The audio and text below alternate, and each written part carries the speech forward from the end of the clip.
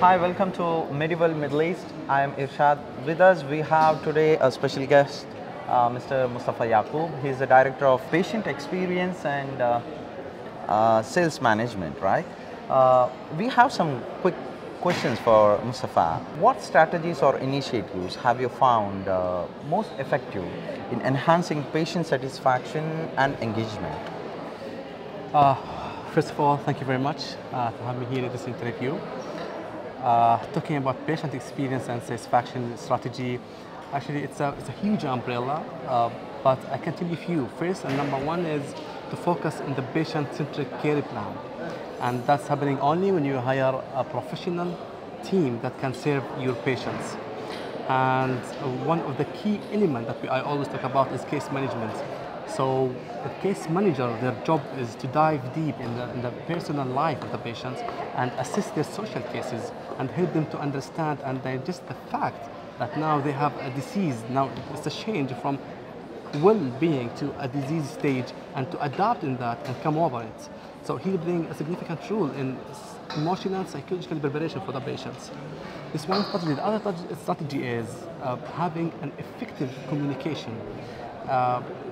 I believe dealing with patients should be in the umbrella and technique of honest transparency with the case, regular meeting with the patients, and effective communication education. Many of the patients, they don't understand their case actually, but with continuous education, alert them, orient them with honest and transparency, then you can achieve a lot in patient experience. And the other part is how to measure your patient experience. I will talk about my organization, NMC ProVita. NMC ProVita is a long-term and rehab center. So how to measure that?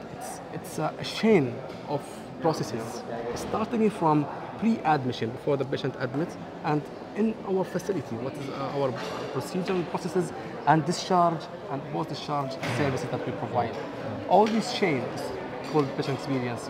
We have it's part of our KPI to measure the satisfaction. There's different methods, of course, to measure the satisfaction or measure the patient voice. Yeah. Let's call it patient voice. It's contain satisfaction and contain complaint management process.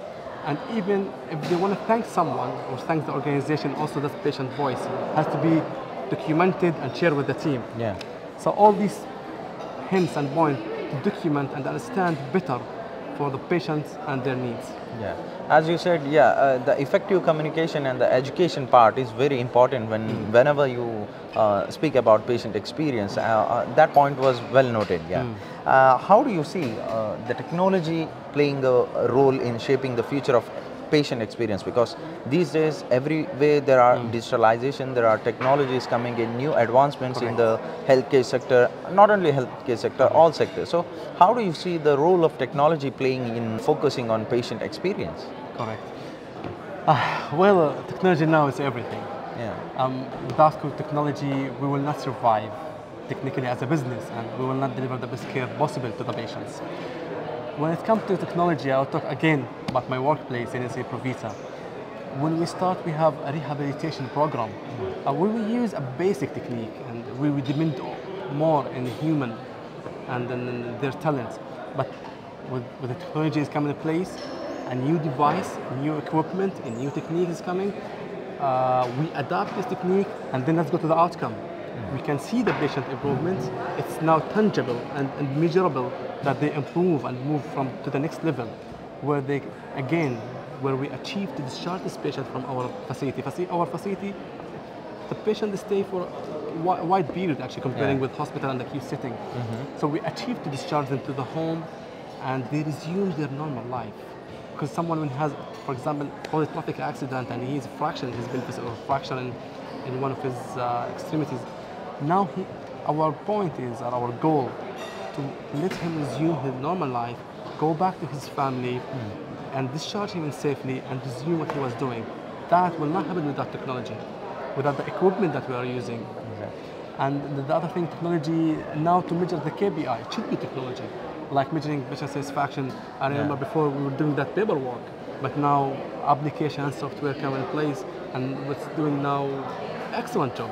Decrease the waiting consume, the time is consuming. Now it's easy, quick. Analysis report is easier and give you better outcome. So technology. Yeah.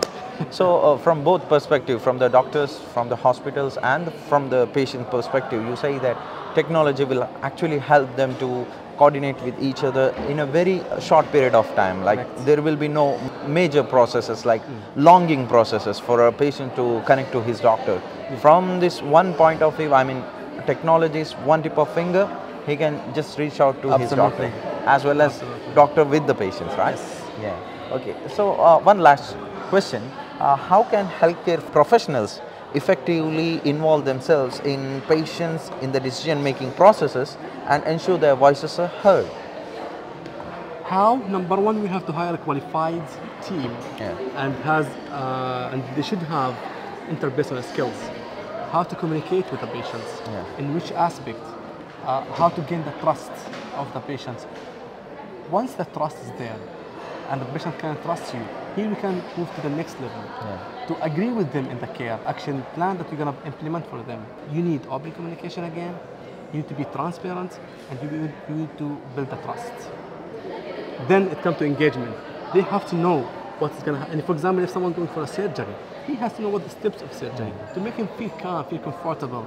So now he knows what things he's going to go through.